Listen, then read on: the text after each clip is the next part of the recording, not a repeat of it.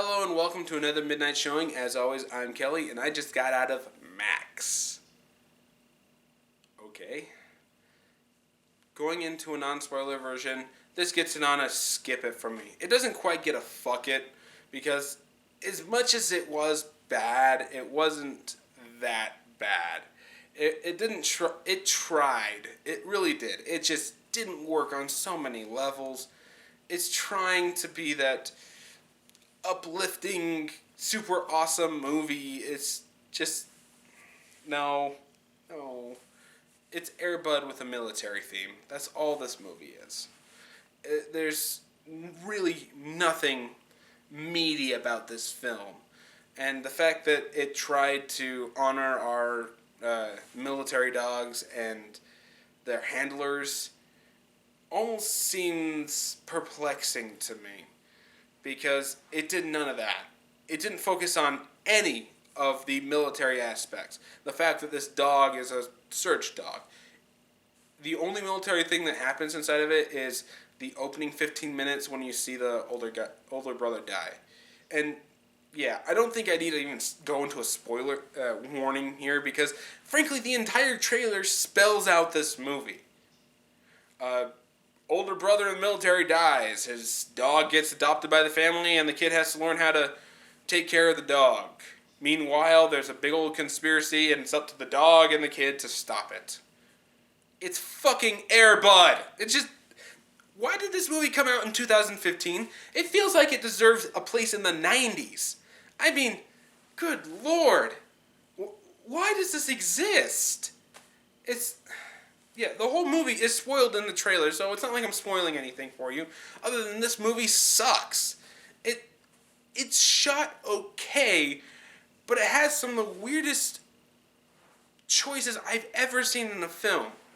They actually have choreographed fights between two dogs, where you swear to God that the dog is like going to turn the camera and start talking to you. What? I don't even know what to say about this, okay? This movie is 100% harmless. It is. There's nothing, bad or inappropriate. No stupid messages thrown out. Maybe some of the portrayal of military stuff I can make arguments about, but that's really grasping at straws. Just like with, a lot of made-for-kids based on true story movies, like the Dolphin Tale pieces of shit and all that, but it's perfectly harmless. It's just not very good. It didn't even entertain the kids that were in my fucking theater, which were a lot less than I thought. I got a lot more old people, which I get that, kind of, but shouldn't you be at the Cokeville Miracle if you're going to go to a really, really bad inspirational movie?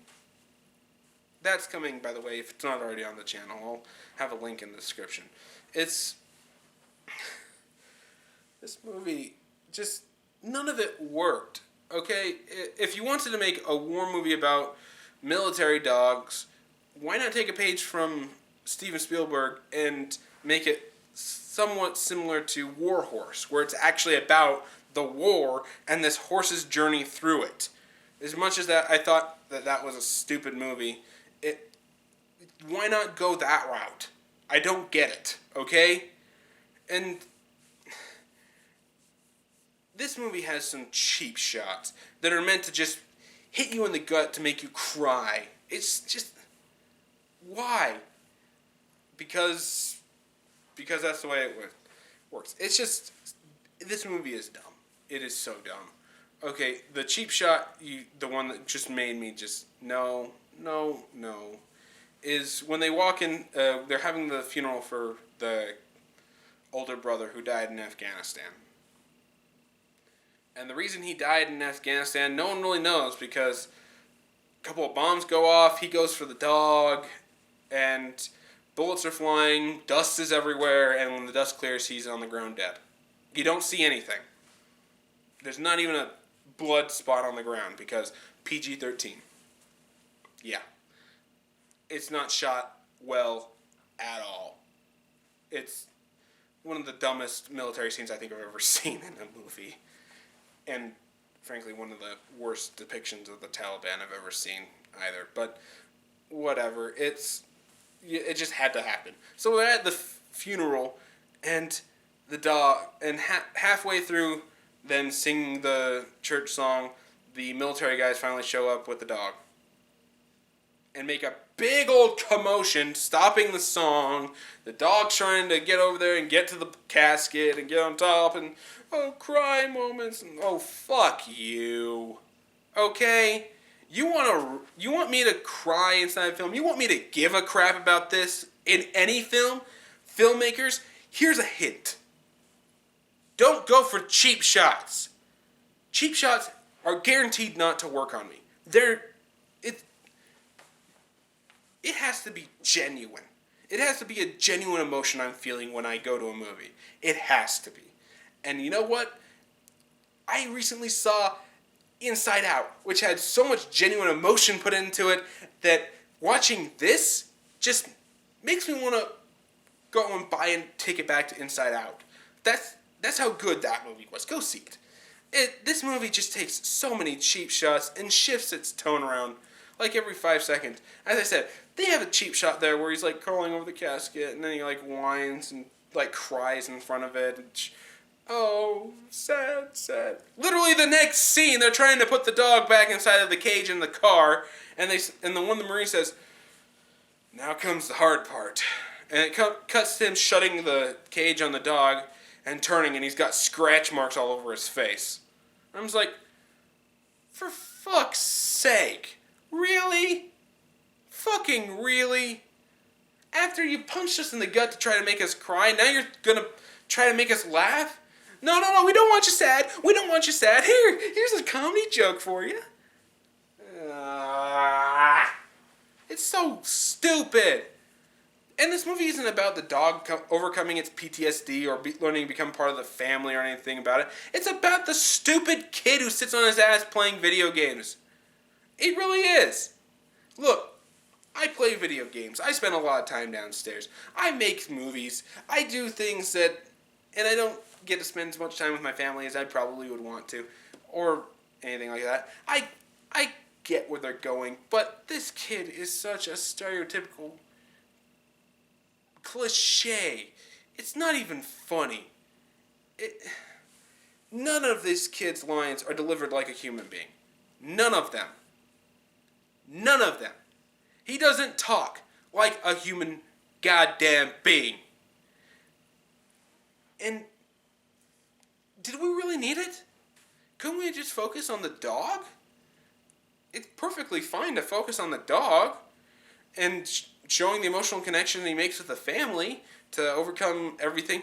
The best scene in the movie is another gut punch, but it actually fucking worked when the fireworks for the 4th of July are going off and the dog's freaking out. The kid runs back from the parade to go and calm him down and help him out. The dog is easily the best actor in this film.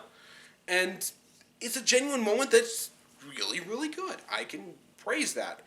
The rest of this movie is just a gun running scam. It's just, I don't get it. And then I finally found out why. I was looking up some stuff before we started recording this video about the movie, just so I could come up with some fun facts. And the writers of this movie, this is funny, is the same guy, worked on nothing but action movies. Nothing but action movies. Rambo 3, Safe House, what was another one? Thou Shalt Not Kill. It's just, the list goes on and on. This guy is an action movie writer. What the fuck is he doing writing a family inspirational film? And, okay, fair enough. You want to try to branch out, that's fine. But you have action movie cliches. You have choreographed fights between dogs that are so smart that apparently he realizes that he needs to wear out this fatter dog by running around. Then he chases him then he leads him to a hill where he can easily push him into the river with some of the worst CGI I've ever seen as he goes over the waterfall. Jesus, it's just... This movie was not made by the right people, and it's quite clear that from concept that this should have been handled by somebody else. This movie. So yeah, the best friend of the main character, he was with him when he died, and you could even argue that it was his fault that he died. I would just argue that bullets fly, and then he got unlucky. They make it out like him taking cover was a bad thing. Oh, you left your commanding officer, wingman, right out there.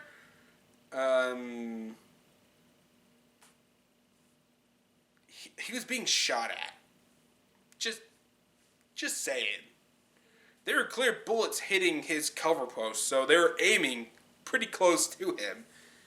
I think he'd be better to the team if he were alive than dead. But, whatever. He's obviously the villain of the film, and he's, every single time they search out all these guns and RPGs from all these Taliban's hotspots, he takes some of them, and he's been smuggling them back to the United States, and he's trying to sell them to drug cartels. That is the plot of the bad guy of the movie. That's what everything's stopping. And you think for a second that this movie is going to go into a direction where the dog's ability to search out weapons and things comes back into play to show that he's not broken, he can still do his job, he can still respond and whatnot. When they start making out that he's hidden the guns somewhere, safe and secure, and the guy's, the main character's dad, he owns a storage facility. Okay, so the dog probably has to search out these guns and blah, blah, blah. Doesn't ever fucking happen. The dad goes to confront him because he puts two and two together, and he ends up getting kidnapped for it. This former Marine gets kidnapped. I don't care if he has a bum leg. A former Marine gets kidnapped.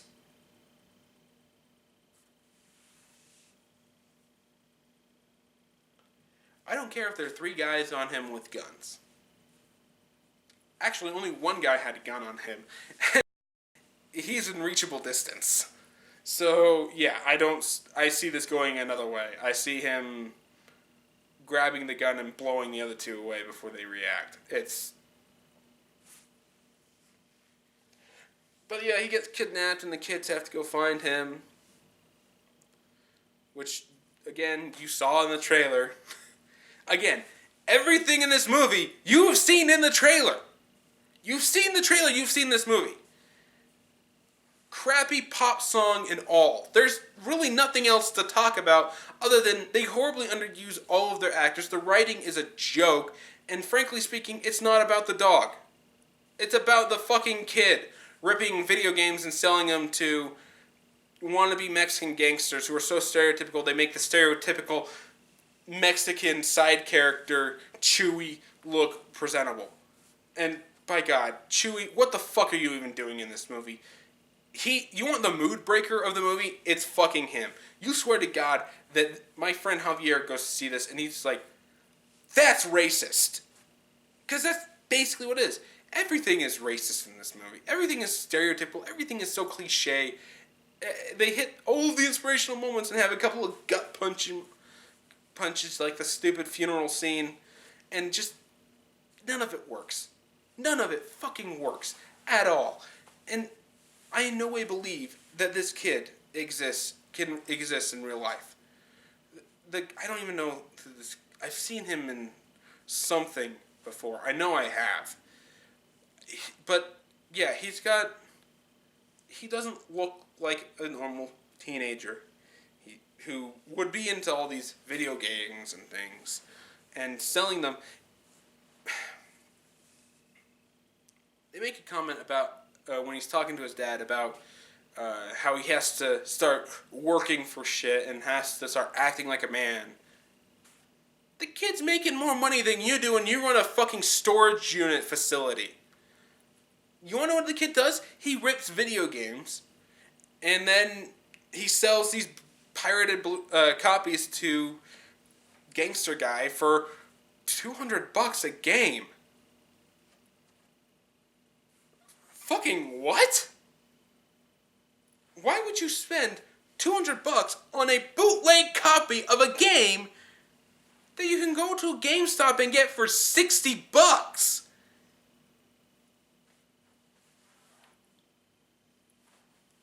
even know what to say about that. Do you understand the pirating world at all? The point of it is be able to get the game at a discounted price. The guy rips...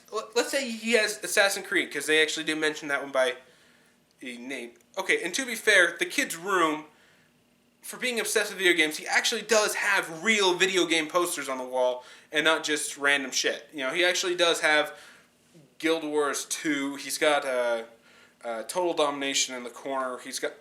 These are actual games that I have heard of, and are great games. So, kudos for the prop designer for actually sprucing up this room to make it look real. But let's go back into this. The appeal of a bootleg game is to be able to buy it cheaper than the original one, which is hard to get a copy of. Okay? So the game is $60-$70. Bootlegger has to pay for that. He takes that home. He puts it in his computer and he starts decrypting it, basically.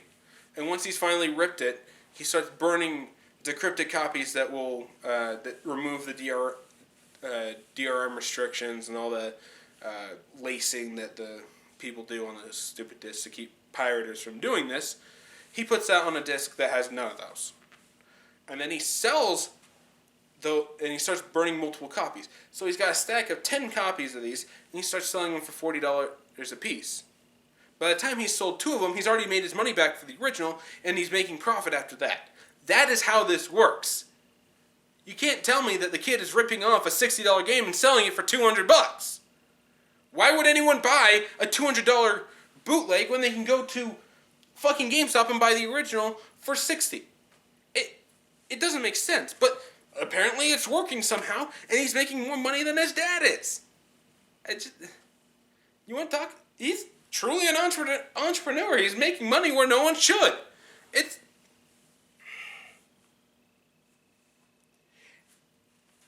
And again, I could just sit here and start picking apart little things like this. Like, the mother character, played from that one girl from Gilmore Girls who I don't really care about. I've never found her funny. I really haven't. And she's playing such a stereotypical Texas accent that I swear to God that I'm going to beat you upside the head. It's that bad. It really is. But she's the only one in the family doing it. And they live in fucking Texas. None of them are speaking with Texas accents except for her. And hers is really, really fucking bad. And then, it's Dad. I can't think of this guy's name. I know I really suck at this movie reviewing thing because I shouldn't have all these names memorized. But, Jesus Christ. They make it a point that he is an ex-Marine who had his leg blown apart in his last tour. And he's supposed to be walking with a limp. And most of the time he's walking fucking fine. And then occasionally he'll have a limp. Consistency. That's all I'm saying. The only time that actually comes into play is when they're trying to get away from the bad guys at the end, who are chasing them down with a off-road. They're chasing them down off-road inside of a Jeep that had, or not a Jeep, but a Bronco that has 2 tires blown out and multiple shots in the radiator and engine block. That car isn't moving at fucking all off-road. Don't give me that shit, okay? There's suspension of disbelief, and then there's just... What was the point of that? So he only has 1 shot left? He makes good use of it. He ends up sending one of the guys inside the car off of a cliff with a distraction shot, which causes the car to blow up, meaning the guy is dead, and send all of the ammunition and RPGs inside of their truck to start shooting off. Okay. That is how you actually do arms being on fire. That is actually pretty realistic. RPGs and bullets are flying everywhere. They're blowing up parts of the railroad that they're sitting right next to. That was actually pretty good.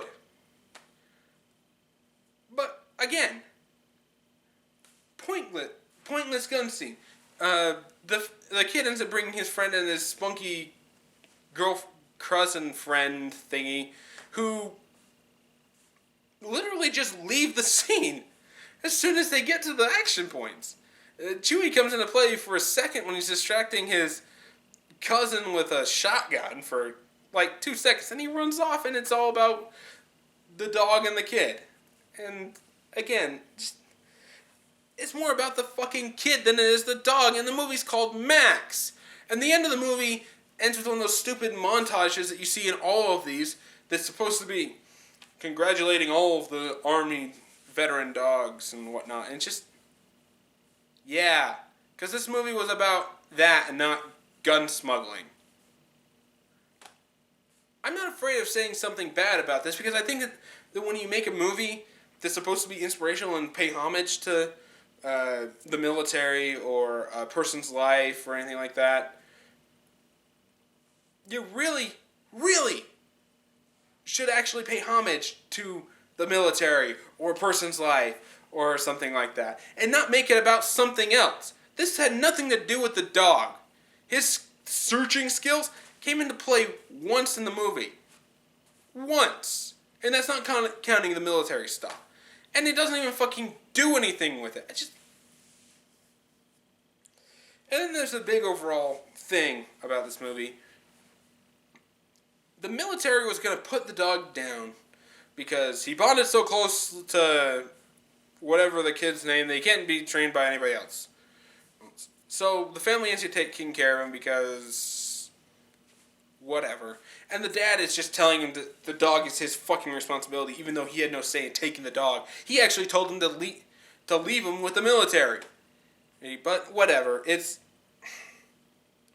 This kid, in the span of 3 days, is able to retrain the dog and get him to do shit again. But the fucking military that trained him his entire fucking life couldn't get him to do shit?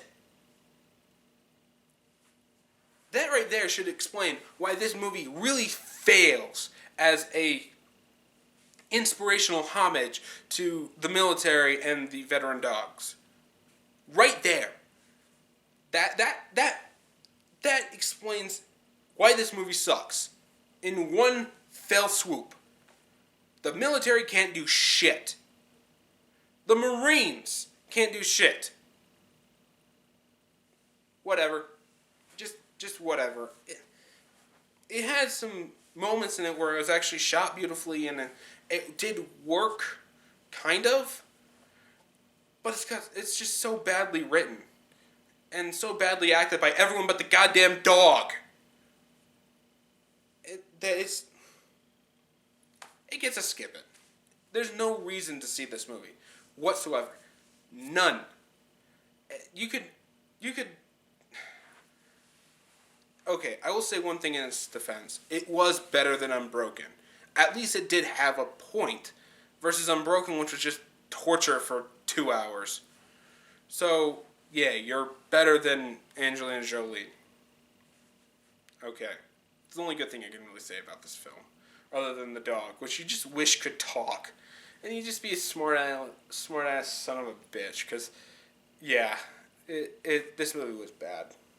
Had some of the funniest CGI. I mentioned the dog going over the cliff, but there's another one later in the film that had when all the RPGs and things are going off, and just things are blowing up, and you're like, God damn it!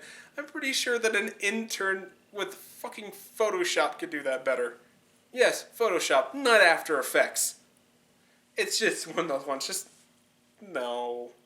If you're looking for a really bad movie, you might be entertained by this, but that's all I can really say about this movie. So yeah, it gets an honest to God skip it. And that's it for me. Did you enjoy what you saw? Did you see Max?